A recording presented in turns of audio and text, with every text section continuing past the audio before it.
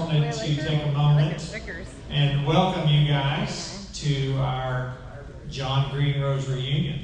Let's give him a round of applause. Maybe you can do that. So I'm Mitch Barnes. I'm one of the owners. My wife is the other owner, and she is with her mom tonight. But we want to thank everybody for coming out.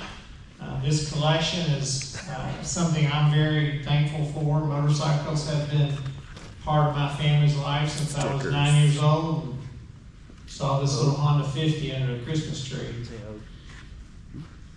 A lot of special stuff there. And tonight we're going to have blah, blah, blah motorcycle. So Cece's going to come up and we're going to tell you how the evening's going to flow. And as we are visiting, you guys please visit with John. So we're going to start out with me. I'm going to tell a story. And then we have, well, why don't you tell them, Season, about blah, blah, blah motorcycle. Alright, so blah, blah, blah motorcycles is really what you've all been doing today and what you're kind of doing right now, which is talking about the thing that you love, motorcycles. It's also the thing that a loved one might be listening to, which is a lot of blah, blah, blah motorcycles. So the whole idea just kind of came about as a joke, and then just started running with it and started a storytelling event. So motorcyclists had a place to blah, blah, blah about motorcycles. We're going to start with Mitch's story of thankfulness and motorcycles. As you know, Mitch is one of the owners of this amazing space, as well as Gemco. Is that correct? Gemco. I want to call it something else and just keep stumbling over it. So Gemco exhaust systems. Awesome. So pretty incredible stuff. Made on site. Made on site. Made in Louisville, Kentucky, USA. Doesn't get any better than that. And we're going to get started here with Mitch's story of being thankful in the world of motos. Here you go, Mitch. Well, I am thankful. I remember it was Christmas, 1971. And I woke up at 3:30 in the morning. And I said to my older brother Glenn, get out of the bed. We got Hondas. Which was a shock to both of us because no one had motorcycles in our little town. Daddy had taken us to see On Any Sunday, the movie. And for the crowd, you probably know Malcolm Smith was in that movie, and Malcolm Smith passed away this week. But anyway, these little blue motorcycles are replicas of the ones that our father bought for us for Christmas. I remember going out the back door, and I didn't know how to start it. I didn't know how to ride either. I could ride a bicycle, and I couldn't start it, so Dad had to start it for me. And then we rode for about 6 months nonstop.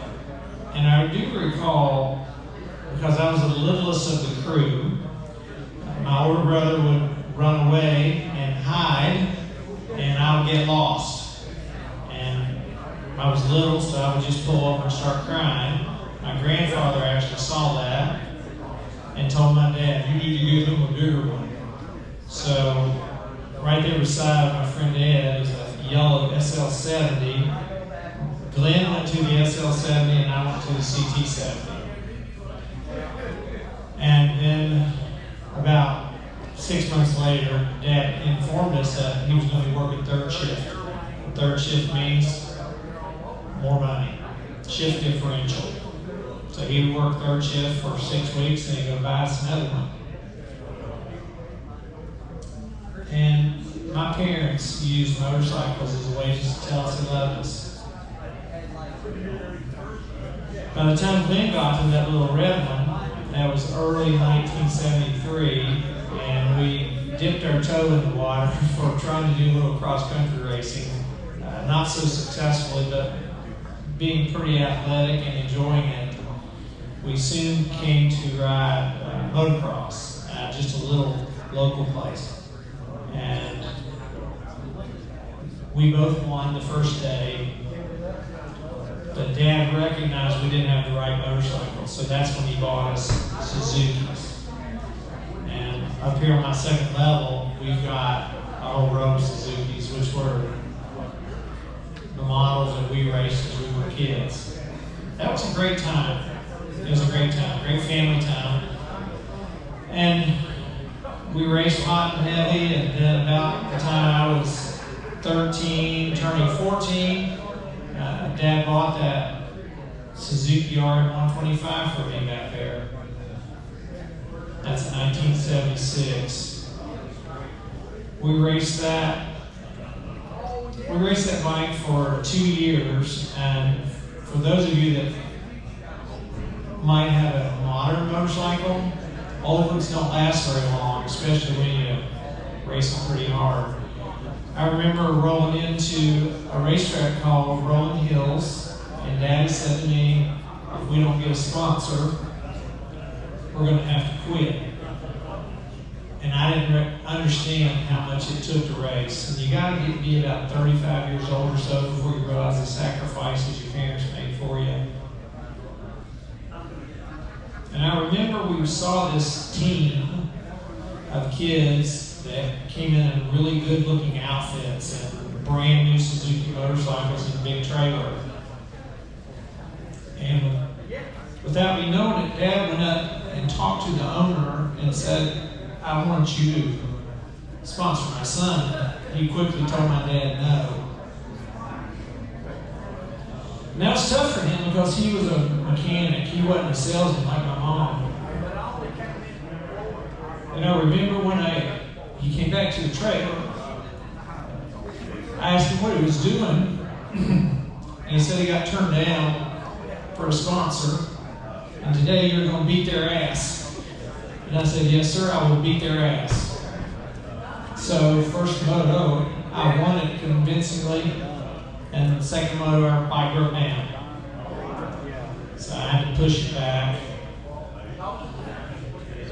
2 weeks later, we were racing. We saw the same rig, same setup. He looked at me and said, you know what your job is? I said, yes, sir, I'm going to beat their ass. So I did that again.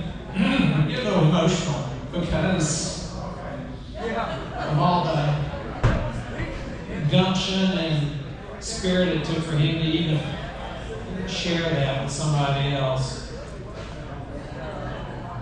So I beat him handedly the first moto. The second moto, my bike breaks down and I'm pushing back. Not feeling very good at all.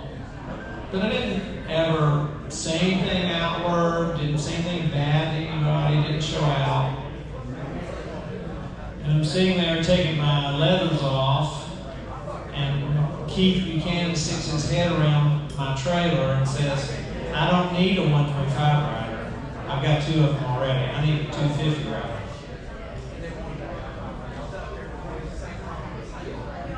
So he said yes. So he bought a bike for me to practice on. In '78, he bought a bike for me, and I did pretty well that year. But then I fell and hurt my pelvis. Had to go to the hospital. Was in the hospital for a couple weeks, in a wheelchair for about 2 months. But by January, I was walking again. And he was with me again. He bought a 1979 Suzuki R250, which we just finished. It went just like it in the shop. And we raced all that year, and the results were middle of the road. We could win on Saturday, we couldn't win on Sunday. That was the day all the older men showed up to race for money. And we were racing in Ohio, and I said, Dad, I think I just want to go to college. He said, son, I wish you would have told me before we spent all the money to come up here.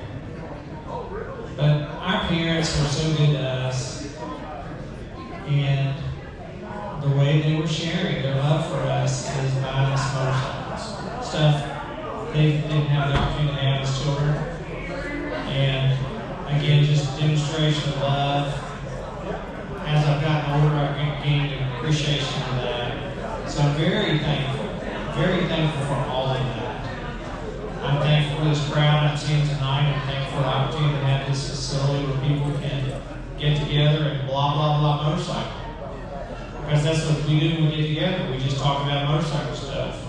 And the older we are, the faster we was. That's kind of how that goes. So, Season, that's my story. Thank you, Mitch. I think when we find ourselves in this world of motorcycles, our first community is our family. And those are the ones that we're thankful for. Because those are our first support systems. And they're the ones that encourage us, that allow us to get to these places. You know, and without your family support, who knows if this would be here? So extremely thankful for those opportunities that family can give to us to get us started in any of our passions, whether it be music passion or motorcycle passion. Just so extremely thankful for those opportunities. Mitch, thank you so much for your story tonight. I'm really looking forward to hearing more from you. Ooh, I'm getting emotional too.